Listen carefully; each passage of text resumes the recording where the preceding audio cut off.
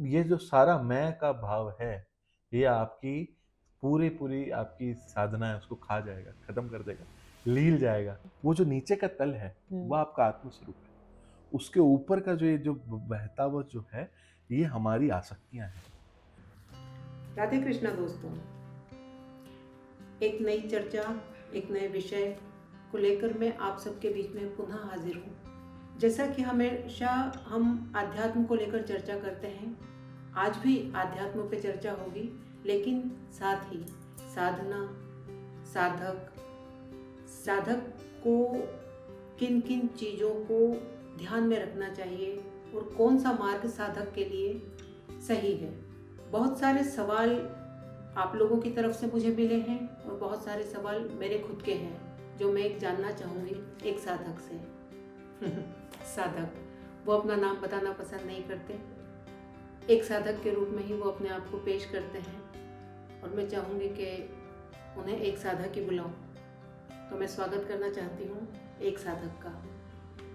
राधे कृष्णा। राधे कृष्णा। राधे कृष्णा एक साधक, जी। शुरुआत आपके यूजर नेम से ही करना चाहते हैं। इस नाम का चयन करने के पीछे क्या उद्देश्य है आपका, बताइए। एक साधक, जब मैं अध्यात्म का मार्ग जब मैंने चुना, जब ये यात्रा शुरू हुई, तो शुरुआत में मैं अपना नाम से ही बताया करता था। एक शुरुआत में नए नए आप साधना करते हैं तो एक अभिमान जागृत होता है, एक भक्ति का अभिमान, साधना का अभिमान जागृत होता है। तो उस अभिमान से नाम को बढ़ता, मतलब नाम को यूज करता था। उस नाम के चलते जब मैं आगे बढ़ता गया और जब सत्य की खोज करी, जब उद्देश्य की पता पड़ा कि उद्देश्य एक्चुअल में है क्या, तो पता पड़ा कि इस कलयुग में जो युगांतर जो चलता जा रहा है, उसका एक उद्देश्य है जो मनुष्य योनि में हमको प्राप्त करना है, वो है भगवत प्राप्ति।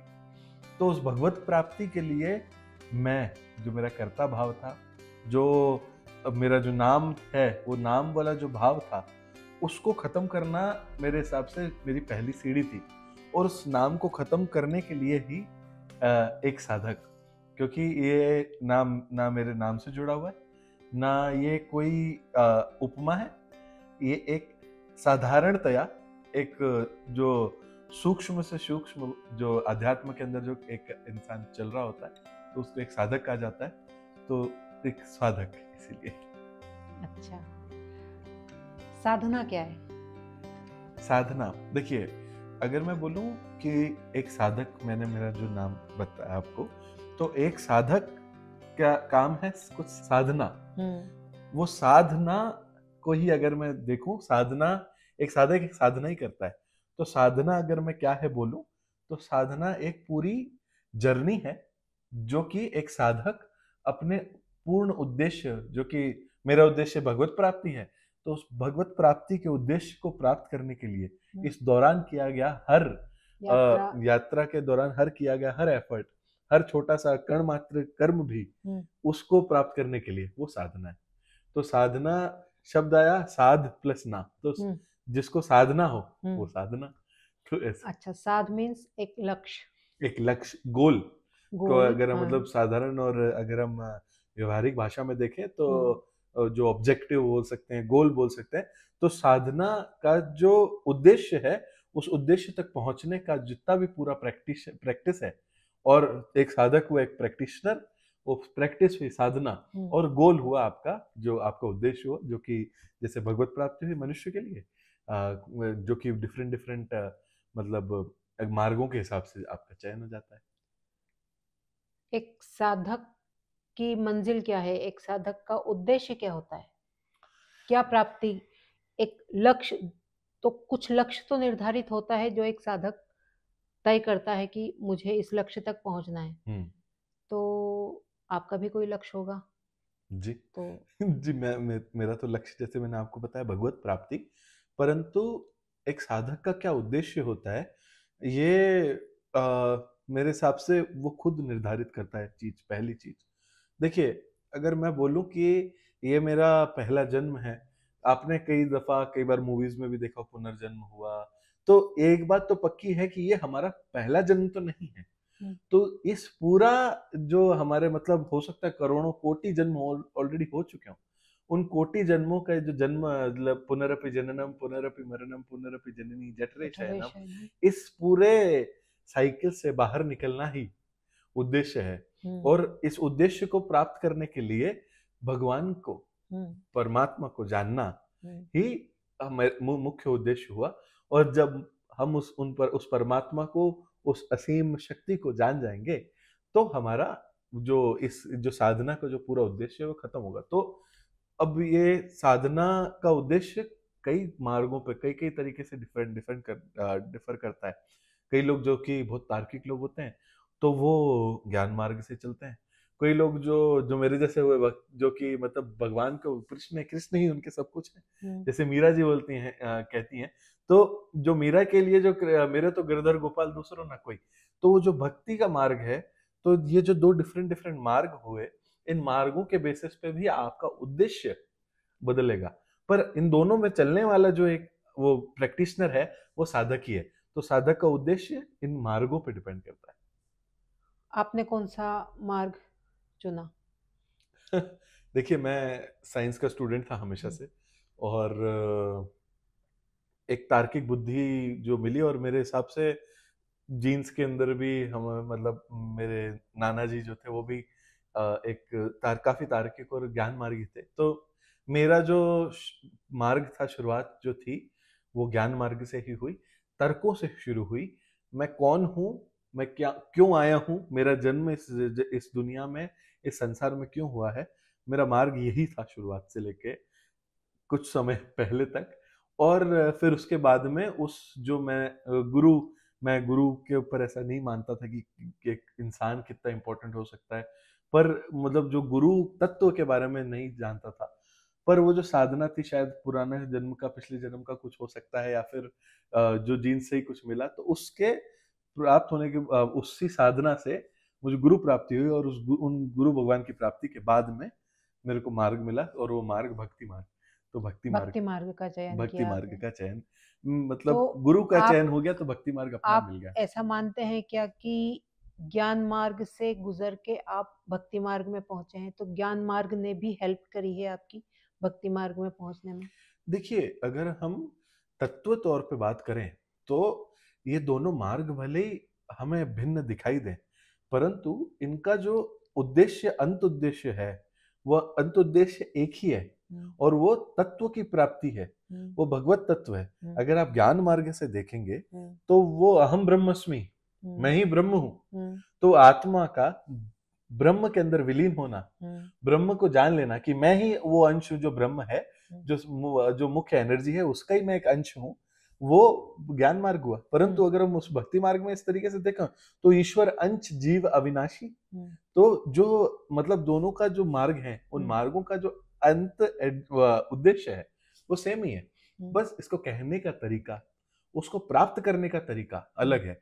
जैसे ज्ञान मार्ग ने मुझे काफी कुछ कनेक्ट करना सिखाया, जिससे मेरे को ये मतलब समझ आने लगा कि चीजें थोड़ी बहुत समझ आने लगा तो काफी बड़ा शब्द हो जाएगा, पर चीजें कुछ क्लियर हुई कि अच्छा, कि हम जैसे शरीरों के बारे में पता पड़ा कि हम कौन है, आत्मा आत्मा बचपन से हम समझते थे, डराने के हिसाब से भी सोचते थे कि आत्माओं का वास है ऐसा।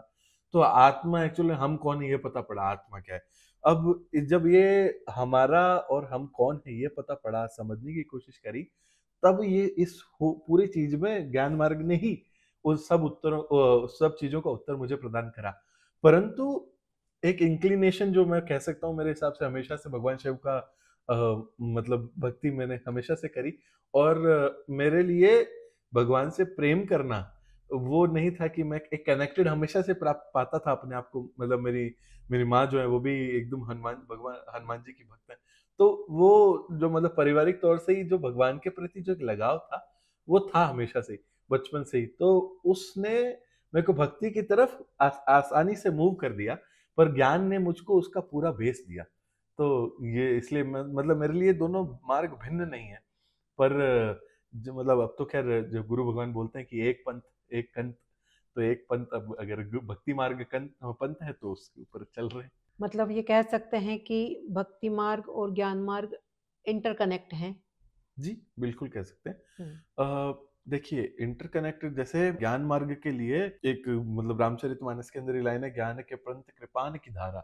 हम्म, तो ज्ञान मार्ग जो है वो, अगर इसके अंदर जो महावाक्य, 3 महावाक्यों में से पहले 2 महावाक्य के अगर हम देखें, अहम ब्रह्मस्मि, मैं ही ब्रह्म हूँ, हम्म, ये मैं ब्रह्म हूँ जान लेना, हम्म, तत्वमसि वो तुम ही हो, जो दूसरा महावाक्य है, इन दोनों महावाक्यों को समझना ही अपने आप में, अगर हम देखें मैं ही ब्रह्म हूँ, वो तुम ही हो, इसको जानना एक पूरा कुछ भी मतलब एक बेस ना होने के थ्रू जानना, ये बहुत कठिन है।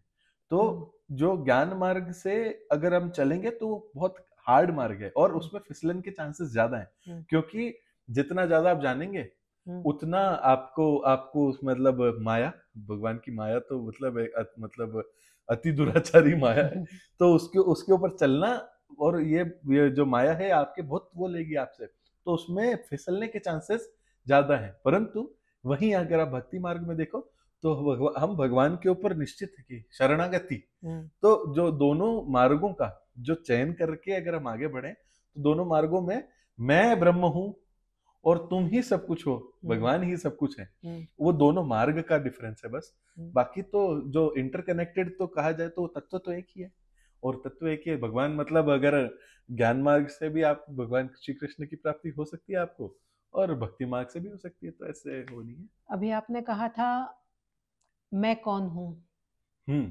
उसे थोड़ा विस्तार दीजिए। मैं कौन हूँ, देखिए अगर जैसे मैंने आत्मा वर्ड यूज किया, कई मतलब मैं आपसे भी पूछूंगा कि आप कौन है, तो आप पहले भले ही बोल देंगे कि आप आत्मा है, आप बोल देंगे, और मेरे हिसाब से आपके दर्शकों से भी पूछेंगे तो मतलब 100% लोग ये बोल देंगे कि हाँ हम आत्मस्वरूप हैं, परंतु उस आत्मस्वरूप का क्या हमने देखा है, क्या उसकी हम जानते हैं? क्योंकि अगर मैं आपसे पूछ रहा हूँ कि आप आत्मस्वरूप, आप बोल तो दे रहे हैं, परंतु अगर आपसे बोला जाए कि आप कौन है तो आप अपना नाम बताएंगे सबसे पहले।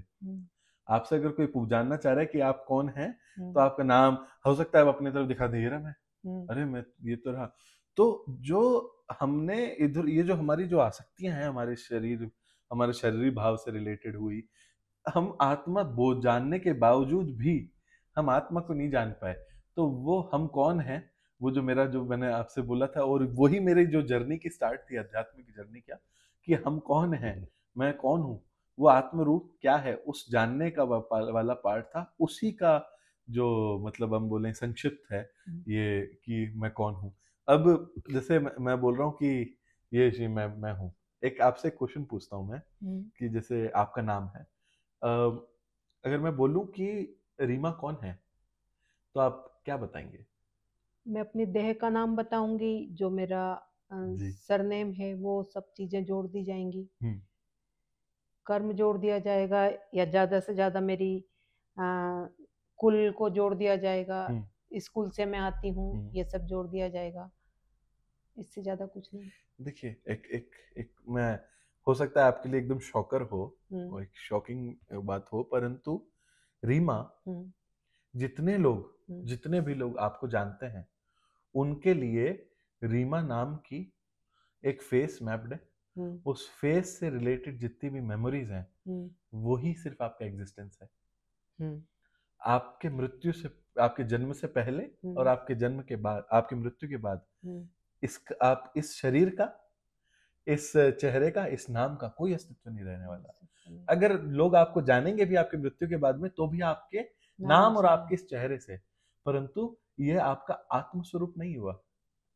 और आत्मस्वरूप कहने के बावजूद भी, तो मतलब जो हम कहते हैं कि वो उसमें रामचरितमानस में पार्ट भगवान शिव माँ पार्वती से कह रहे हैं कि उमा कहूँ मैं अनुभव अपना, सत हरि भजन जगत सब सपना। तो ये जो सपना है, मेमोरीज जो अगर हम देखा जाए तो आप मेमोरीज अपनी देख सकती हैं। आज तक कोई ऐसा एक्सरे नहीं बना जिसमें, गुरु भगवान ये कई बार एग्जाम्पल देते हैं कि ऐसा कोई एक्सरे नहीं बना जिसके अंदर हम बता सके कि मेमोरीज के अंदर क्या लिखा हुआ है, क्या देख पा रहे हैं। तो ये जो सपना है, ये पूरा सपना है, अगर ये जगत मिथ्या, तो इसमें हमारा क्या अस्तित्व है, उस आत्म रूप का जो अस्तित्व है उसको हम कभी नहीं देखते ना जानते। और हम ये जरूर कह देंगे कि आत्मा मतलब नयनम छिन्नन्ति शास्त्राणि नयनम दहति पावक न चैनम दिक्लिद्यन्ते न मोक्षति मरुता। तो ये इसका पूरा जो कनेक्टेड है, तो वो जो पार्ट है वो मैं हूँ। तो मैं कौन हूँ, अगर आप मेरे से पूछे मैं कौन हूँ, आप कौन है, तो आप आत्म रूप है, आत्म स्वरूप है, वही आपका वास्तविक स्वरूप है। तो आत्मा क्या है? आत्मा क्या है, देखिए मैं बताया आपको साइंस का स्टूडेंट हूँ, तो मैं उससे भी कनेक्ट करके और अध्यात्म से भी कनेक्ट करके गुरु भगवान एक एग्जाम्पल से देते हैं, तो मैं उसकी शुरुआत करता हूँ। देखिए इस पूरे जगत में अगर हम देखें तो एक परमात्मा, तो आप वर्ड से हम वो है, मतलब अनभिज्ञ नहीं है, जानते हैं परमात्मा। तो परमात्मा किससे मिलके बना? परम प्लस आत्मा। परमात्मा मीन्स जो कि संपूर्ण है, पूर्ण है ना? पूर्णः पूर्णमिदं पूर्णात् पूर्णमुदच्यते पूर्णस्य पूर्णमादाय पूर्णमेवावशिष्यते। तो जो पूर्ण है, संपूर्ण है, वो परमात्मा है। उस परमात्मा का एक अंश आत्मा है। अब ये कैसे? तो अगर एग्जांपल लीजिए कि एक मतलब सूर्य भगवान है हमारे, और नीचे हजारों घड़े पड़े हों, उनके अंदर पानी भरा हुआ हो, तो वो जो घड़े के पानी के अंदर एक प्रतिबिंब बन रहा होगा सूर्य का, तो वो सूर्य का प्रतिबिंब जो है, क्या सूर्य उन घटों के अंदर आ गया है? नहीं, वो प्रतिबिंब है। इसी तरीके से अगर मैं फिजिक्स की तरीके से जोड़ के देखूं, तो एनर्जी के फॉर्म में हम माने, तो एनर्जी ही हमारी, मतलब energy can never be created. एक थर्मोडायनेमिक्स एक सब्जेक्ट है फिजिक्स के अंदर, उसके अंदर की energy can never be created nor destroyed, it can change from one form to another. And अगर हम इसको इस तरीके से देखें, मतलब एनर्जी को ना बनाया जा सकता, ऊर्जा को ना बनाया जा सकता, ना मारा जा सकता, इसको सिर्फ एक फॉर्म से दूसरे फॉर्म में चेंज किया जा सकता है। ये ही एनर्जी हमारी आत्मा का हम स्वरूप मान सकते हैं, क्योंकि आत्मा को भी डिस्ट्रॉय नहीं कर सकते, आत्मा को बनाया भी नहीं जा सकता, और आत्मा शरीर बदलती रहती है। तो वो जो प्रतिबिंब अगर घट में बन रहा है, तो वो प्रतिबिंब हो सकता है एक टब रख दिया जाए, उसके अंदर पानी भरा हो, तो टब के अंदर भी वो प्रतिबिंब बनेगा। तो आत्मा क्या है? वो ईश्वर अंश है, जो परमात्मा का एक अंश, वो जो प्रतिबिंब है वही आत्मा है। वही वो प्रतिबिंब है, वो आत्मा हुई। मतलब एक कहने के तरीके से आपको समझाने, आपके दर्शकों को समझाने के हिसाब से।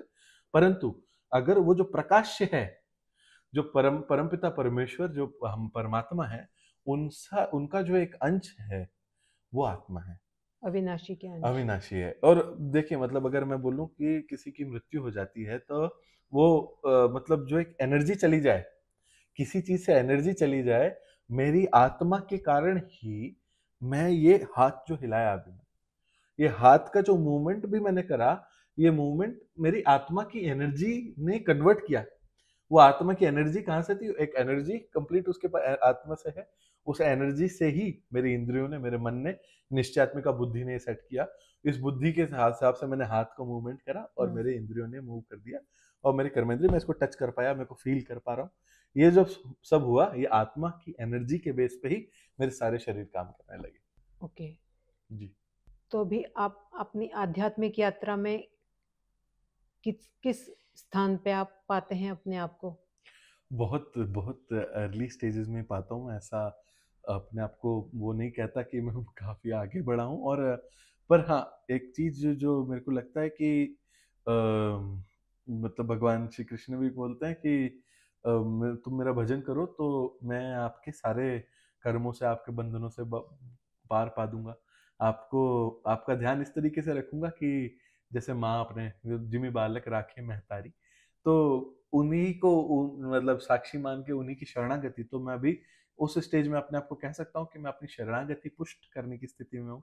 शरणागति की स्टार्टिंग फेज से शायद थोड़ा सा आगे निकलने की, शायद मैं उसमें भी कह नहीं सकता, परंतु शायद वो पहला फेज कंप्लीट करके दूसरी मीडियम वाली जो शरणागति, उसमें पहुंचने की स्थिति में जान रहा हूँ शायद। परंतु गुरु भगवान कहते हैं कि अगर आप भक्ति मार्ग में चल रहे हैं, आपके कोई दर्शक भी जो भक्ति मार्ग में चल रहे हैं, तो तृणादपि शुनीचे, जितने छोटे से छोटे बन के आप रह के निकल जाओगे, तो भगवत प्राप्ति भी हो जाएगी। जब जिस क्षण आपने चाहा कि मुझे उपमा मिल जाए, मैं अपने आप पे, क्योंकि अभिमान, अहम भाव जो है, अहम जैसे हमारे सूक्ष्म शरीर का पार्ट, तो अहम भाव जो हमारा है, वो भी मैं उसको पूरी पोषित नहीं करना चाहता, तो इसलिए मैं अपने आप को ऐसा नहीं बोलूंगा कि काफी आगे बढ़ा हूं या फिर पीछे। ऐसा मैं बस चल रहा हूँ, और मेरे को लगता है कि इस संसार में काफी सारे लोग हैं जो कि मुझसे बहुत ज्यादा भक्ति में काफी आगे हैं, और मतलब काफी आगे पहुंच चुके होंगे, मतलब मेरा इतना भजन नहीं होता होगा। मेरा अगला सवाल शायद बिगिनर्स के लिए काफी हेल्पफुल रहेगा। साधक का जीवन कैसा होना चाहिए और क्या क्या चीजें उनके साधना के मार्ग में बाधक होंगी और क्या चीजें उनको प्लस करेंगी? हम्म देखिए, अगर अगर आप बिगनर्स की बात से शुरू कर रहे हैं, और देखिए मैं भी बिगनर में अपने आप को मानता हूँ, तो बिगनर्स के लिए लाइफ कैसी होनी चाहिए उससे पहले मुझे लगता है हमें बेसिक्स पे पहले जाना चाहिए। बेसिक्स पे लेवल पे हमें जानना चाहिए कि अगर हम ये जानते हैं कि हम आत्मस्वरूप हैं, तो आत्मस्वरूप फिर ये क्या है?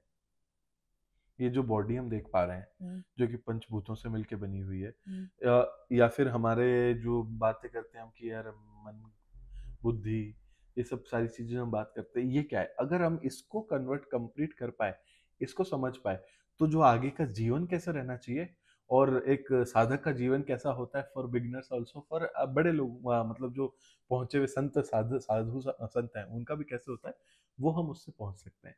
तो मेरे हिसाब से उससे, अगर आप इजाजत दें तो हम उससे शुरुआत करना चाहें। बिल्कुल।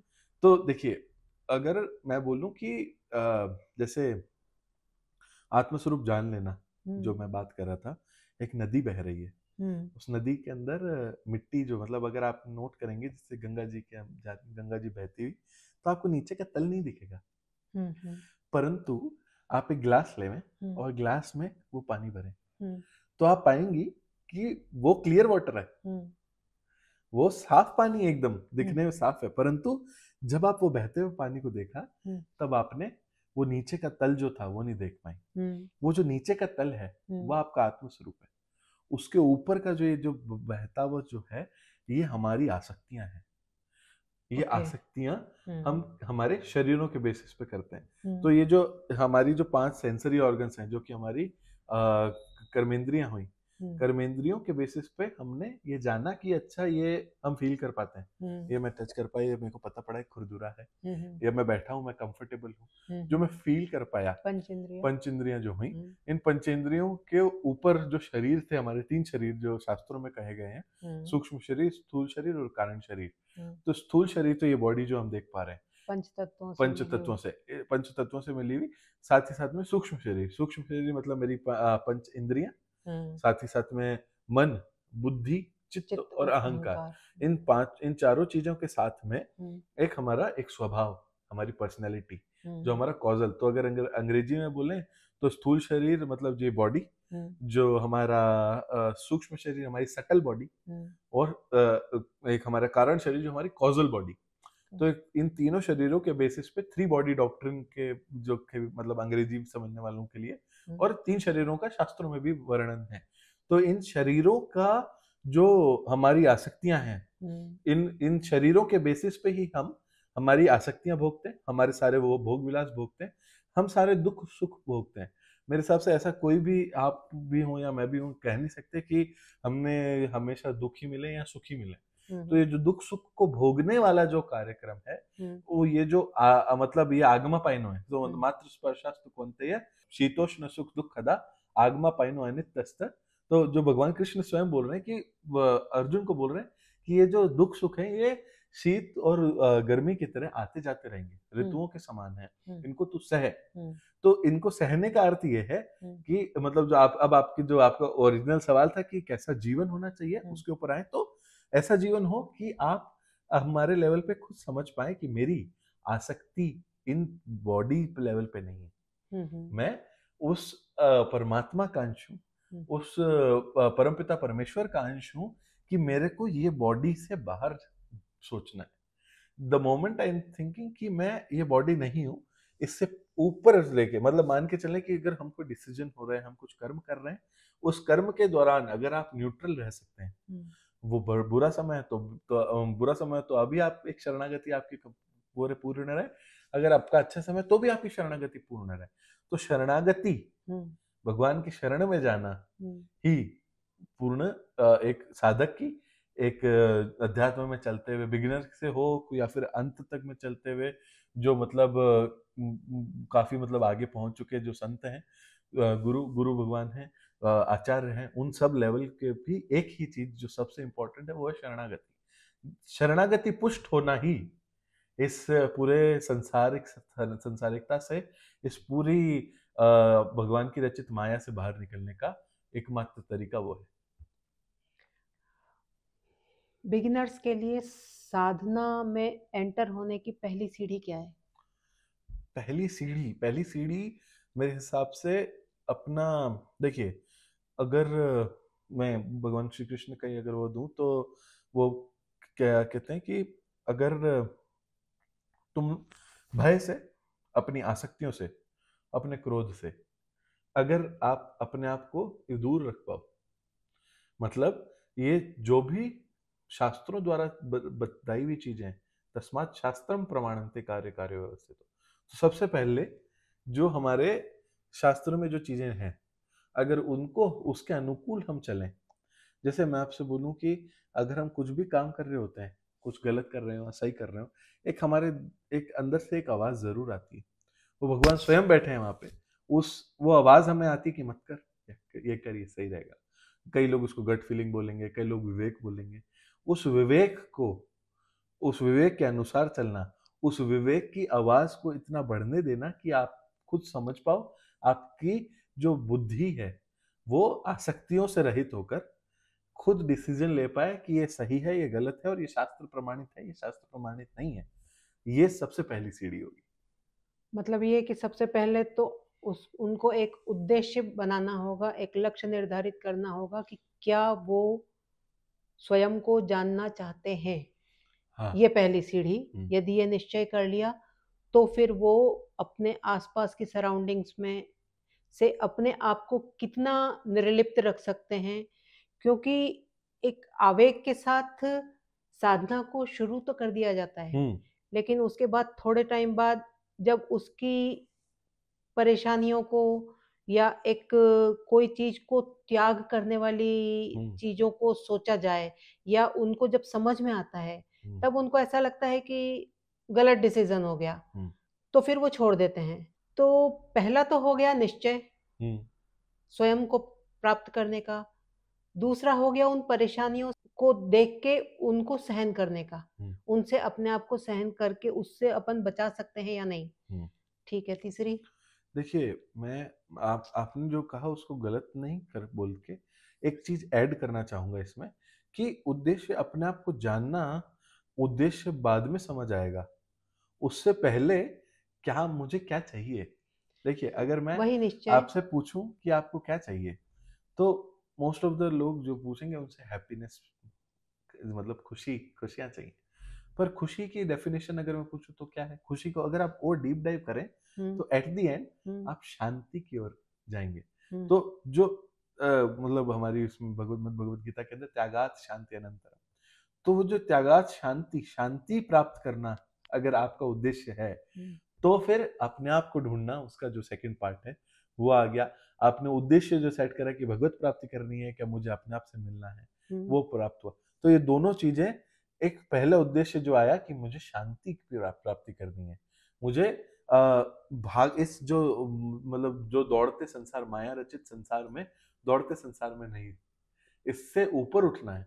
इन सब जो थॉट प्रोसेस, देखिए, जैसे कौन नहीं चाहता कि मुझे, मतलब कितना अच्छा लगे ना कि कोई मुझे प्रेम करता हो, जैसा मैं हूं वैसा मुझे प्रेम करे। ये प्रेम का जो भाव है, ये जो आंतरिक भाव है, ये प्रेम का भाव की शुरुआत ही मेरे हिसाब से बिगनर्स के लिए, या फिर कोई भी जो कि मतलब मिड लेवल पे भी हो, जो जिसका छूट भी गया हो बीच में इधर, क्योंकि देखिए, अनुकूलता प्रतिकूलता तो आनी है, सुख दुख समय कृत्वा लाभा लाभो जय जय। तो सुख और दुख, जय पराजय तो आनी ही है, इसका मतलब इसका कुछ नहीं कर सकते, प्रारब्ध में आपकी माया रचित संसार है तो आना ही आना है। परंतु मैं अगर इसका ये सोच के रखूं कि मुझे इन सब से दूर पीछे रह करके मुझे क्या प्राप्त करना है, खुद को प्राप्त करना है, शांति को प्राप्त करना है, वो और शांति, भगवान भगवान सबसे ऐसा, मतलब वो ऐसी कौन सी चीज है जिसको पाने के बाद कुछ पाना बाकी नहीं रहता? वो क्या है? वो भगवान, स्वयं भगवान। ऐसी क्या चीज है, ऐसा क्या है जो साधना में आगे बढ़ने में हमें रुकावट डाल सकता है?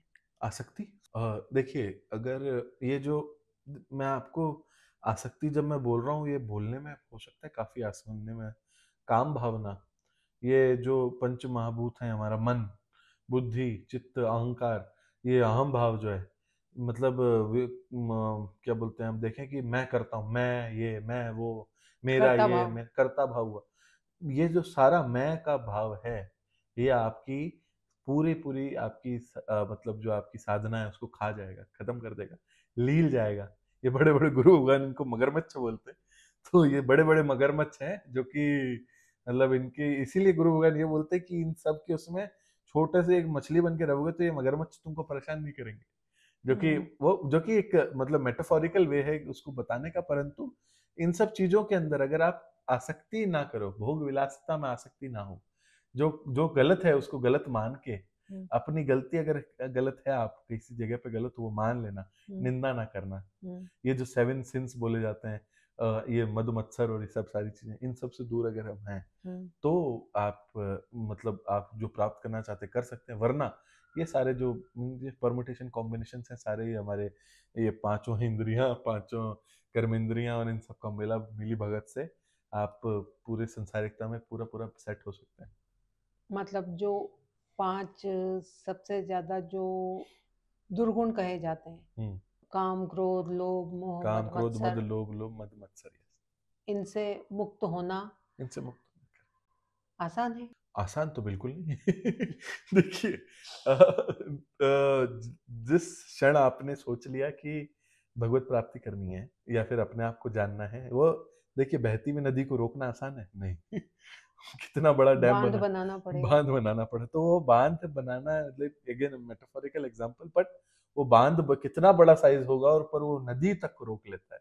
तो वो जो बांध है, वो सब्र का बांध, वो विवेक का बांध बनाना आसान काम तो नहीं है, पहली बात। पर इसके अंदर एक चीज इसको आसान बना देती है। देखिए क्या है ना, ये संसारिकता के अंदर हम, वैसे तो हम आत्मा, हम जाने कि हम आत्मा है, हम ये भी जान गए कि हम ये अगर हम जान लेंगे कि पानी रुक जाएगा, हम नीचे तल तल देख पाएंगे, हमारा असली स्वरूप समझ पाएंगे, भगवत प्राप्ति हो पाएगी। परंतु जैसे एक माँ एक छोटे बच्चा को अपने खिलौनों से खेलती हुई देखती रहेगी, दूर से देख लेगी, अच्छा खेल रहा है, फिर दूर चली जाएंगी, फिर चेक करेगी, बीच बीच में आके देखती रहेगी, अच्छा खेल रहा है, फिर दूर चली जाएंगे। तो वो जो खिलौने हैं, वो ये संसार की भगवान की माया है। उस माया ने हमारे को ये सारे जो भोग विलासिता प्रदान हुई हमारी, वो जो हमारे प्रारंभ के बेसिस पे भोग विलासिता प्रदान हुई वो था। तो वो जो खेल है, जब तक हा कृष्ण हा राधे, जब ये करके जब तक वो माँ के लिए नहीं रहोगे, तब तक वो आपको नहीं मिल, आपको भगवान से प्राप्त, भगवत प्राप्ति नहीं हो सकती, ना आप अपने आप को प्राप्त कर सकते। तो आसान नहीं है, परंतु जब आपकी प्रायोरिटी अगर आप सेट कर पाए, आपके लिए क्या मतलब इम्पोर्टेंट है, अगर आप वो सेट कर पाए, तो आप ये जब पूरा पूर्णतः आप समझ सकते हैं। क्या एक साधक को किसी पहाड़ पे या एकांत में जाके साधना करनी चाहिए, या क्या उसके लिए माकूल रहेगा, ये बताइए थोड़ा। देखिए, अगर ऐसा होता तो फिर मैं भी अपने आप को साधक नहीं कह सकता, मैं भी गृहस्थ में जीता हुआ। परंतु देखिए, प्रैक्टिशनर कोई भी प्रैक्टिस कर रहा हो, अगर मैं चाहूँ अब आज से कि मैं दोनों हाथों से लिख सकूं, तो उसकी जो प्रैक्टिस करनी हो, उसके लिए अगर मेरे को एक कोचिंग ही ज्वाइन करनी पड़े, कोचिंग के बिना मैं ना कर पाऊं, ऐसा नहीं है। मैं घर पे बैठ के भी अगर मैं धीरे धीरे शुरू करूँ तो शायद मैं उसकी प्राप्ति कर सकता हूँ, मैं वो उस दोनों हाथों से लिखना शुरू कर सकता हूँ। तो ये भगवत प्राप्ति है, साधना, या फिर ये प्रैक्टिस जो हम पूरी कर रहे हैं, अध्यात्म, ये मार्ग, दो डिफरेंट मार्ग हैं। एक मतलब विरक्ति मार्ग है, एक आसक्ति मार्ग है। तो जो दोनों मार्ग हैं, उन दोनों मार्गों से भगवत प्राप्ति होती है। और दोनों मार्गों में हमने बड़े से बड़े मतलब महान महापुरुष देखे हैं, जो कि गृहस्थ रह करके भी मतलब इतने बड़े भगवत महासंत बने, और विरक्त होकर के भी हमने देखे हैं। गुरु भगवान विरक्त संत निकले, जो है विरक्त संत और एकदम महापुरुष लेवल पे हैं। और उन्हीं के जो कई बार उनके मतलब भाई जी हनुमान प्रसाद पोद्दार जी का नाम लेते हैं, वो एकदम गृहस्थ लेवल पे थे। तो ऐसा पहाड़ पे जा करके जो आपने बोला, ऐसा ऐसा कोई कंपलसरी नहीं है। देखिए, जिस वक्त जिस क्षण मैं अपनी आसक्तियों से, अपने भय से, अपने क्रोध से, और ये पांचों जो मेरे प्रॉब्लम्स हैं, इन जो कि हमको इस संसारिकता के अंदर ली जाते हैं, खत्म कर देते हैं, उससे मैं बाहर हो जाऊं, मैं कर्म के बंधन से बाहर हो जाऊं, तो मैं एक क्या बोलते हैं एक साधक हूं, और मैं भगवत प्राप्ति कर सकता हूँ। इसमें कोई वो नहीं है, मतलब जो कह हनुमंत विपत्ति प्रभु सोई, जब तब सुमिरन भजन ना हो। भजन न हो। तो भजन तो कभी भी कर सकते हो। भगवान गुरु भगवान तो बोलते हैं वॉशरूम में जाके भी भजन कर सकते हो, मतलब नाम जप तो आप कभी भी कर सकते हो, जिस जिस वक्त जहां पे भी हो, हर वक्त आप कर सकते हो। तो ये जो विपत्ति प्रभु सोई, जो विपत्ति की बात जो भगवान हनुमान जी महाराज खुद कह रहे हैं, ज्ञानी नाम अग्रगण्यम, वो बोल रहे हैं कि अगर मतलब जब भजन नहीं हो रहा होता तो ये सब सांसारिकता में घुस जाते हैं। तो जो भजन की बात है वो आप हम यहाँ बैठ के भी कर सकते हैं, अभी भी शायद हम कर रहे हो, आप भी कर रही हो, और हम जो पहाड़ों में भी कर सकते हैं। तो ऐसा ऐसा कुछ जरूरी नहीं है कि हम उसी के थ्रू मतलब संन्यास प्राप्त करने के बाद ही हम भगवत मतलब प्राप्ति कर मुझे पाएंगे। लगता है कि परिवार में रहते हुए आसक्ति विहीन या निर्लिप्त रहना ज्यादा मुश्किल है, बजाय पहाड़ों पे जाके एक साधना करने वाला या साधक, क्योंकि वो बाकी सारी जिम्मेदारियों से, अपने कर्तव्यों से बिल्कुल विमुख हो गया, और वो जाके सबसे आंख मीच के जाके अपनी साधना कर रहा है। लेकिन यदि परिवार में रह के यदि कोई साधना कर रहा है तो उसे ज्यादा परेशानियों का सामना करना पड़ेगा, देखिए ऐसा नहीं है गुरु, इसके अंदर क्योंकि मैं उसमें मुझे लगता है कि ज्यादा दृढ़ता चाहिए। जब तक आपकी विल पावर स्ट्रांग नहीं होगी, तब तक आप उस चीज को उतनी अच्छे तरीके से फॉलो नहीं कर सकते, या जिनका त्याग करना है उसको त्याग नहीं सकते। सांस मतलब गृहस्थ में रह के, हाँ। देखिए इसी के अंदर मैं एक आपको दूसरा पर्सपेक्टिव दूं तो गुरु भगवान की एक एग्जांपल, गुरु भगवान कहते हैं कि संन्यास मार्ग, विरक्ति मार्ग हुआ ये मैदान की लड़ाई, और गृहस्थ मार्ग हुआ किले की लड़ाई। तो जब भगवान की उससे आपको मतलब भगवान की कृपा से आपको परिवार की प्राप्ति हुई, आपका धर्म की प्राप्ति हुई, तो आपका जो अगर आपकी जैसे काम भावना से, मतलब अगर आप संत वेश में, संन्यास वेश में चले गए, तो ये काम क्रोध मद लोभ, ये सारे जो नरक के पंथ हैं, इन सारे पंथों से बाहर निकलना अत्यंत कठिन है। क्योंकि काम भावना ऐसा नहीं है कि संन्यास मार्ग में गए हुए इंसान को नहीं आएगी, उनको भी काम भावना आएगी, परंतु उससे लड़ने के लिए मेरे को अगर गृहस्थ में रह के अगर मेरे को काम भावना है तो मेरी पत्नी मेरे पास है, अगर मेरे को मोह आए तो मेरे मेरे बेटा बेटी मेरे पास है, वात्सल्य भाव आए तो मेरे माता पिता मेरे पास है, दोस्त लोग मेरे पास है। तो इन सब के अंदर जो दोनों का जो मेन जो मतलब अगर हम मार्गों के लेवल पे देखें, विरक्ति मार्ग हो या गृहस्थ मार्ग हो, इन दोनों मार्गों के अंदर प्राप्ति अगर एक तरीके से की जा सकती है, और वो है आपके आसपास जो भी हैं उनको भगवत रूप देखना। अगर आप आत्म रूप हैं तो सामने वाला भी आत्म रूप है। मतलब लोगों ने कुत्ते के अंदर भगवान को देख के भगवत प्राप्ति कर ली। तो मतलब अगर हम इस तरीके से देखें, जो आपने पर्सपेक्टिव दिया, देखिए कठिन विरक्ति मार्ग कठिन आसान नहीं है। विरक्ति मार्ग के अंदर आप देखें कि जो सबसे पहली बात तो भूख से लड़ना, ये काम वाला सर पे छत ना होना, इन सब होने के बावजूद भी नष्ट मोह का नष्ट करना, इस काम भावना खत्म करना, इन सारी चीजों को प्राप्त करना, ब्रह्मचर्य को फॉलो करना, इन सब चीजों में रहना उतना ही कठिन है जितना संसार के बीच में रह करके भगवत प्राप्ति करना। तो ये दोनों मार्गों के अंदर अगर देखा जाए तो कोई मैं डिफरेंस नहीं मानता, परंतु संन्यास मार्ग के जो पथिक होते हैं उसको और कठिन मानूंगा मैं बजाय गृहस्थ मार्ग से, क्योंकि वो मैदान की लड़ाई हमेशा हार्ड होगी। किले की लड़ाई से तो हम किले के अंदर से हम ऊपर से पत्थर फेंक करके वापस छुप सकते हैं। मेरी काम भावना आई तो मेरी पत्नी मेरे साथ है, ये इससे ही मेरे पास मेरा मन, और मतलब धार्मिक तौर पे वो मेरी पत्नी है, अर्धांगिनी हुई मेरी, तो मेरा काम भावना हुई तो भी मैं खत्म कर लिया, मेरी काम भावना खत्म कर ली, परंतु मेरा भजन क्षीण नहीं हुआ, परंतु उस अगर मैं संन्यास मार्ग में मेरा काम भावना आना भी मेरे लिए मेरा क्या बोलते हैं, मेरा पूरा भजन क्षीण कर सकता है। ठीक है, फिर और थोड़े सवाल लेकर मैं फिर से आपको जी बुलाऊंगी। बिल्कुल जी और प्लीज वक्त निकालिएगा आप बिल्कुल। थोड़ा सा, राधे क्योंकि कृष्ण। दर्शकों के भी बहुत सारे सवाल हैं राधे अभी बाकी। राधे कृष्णा।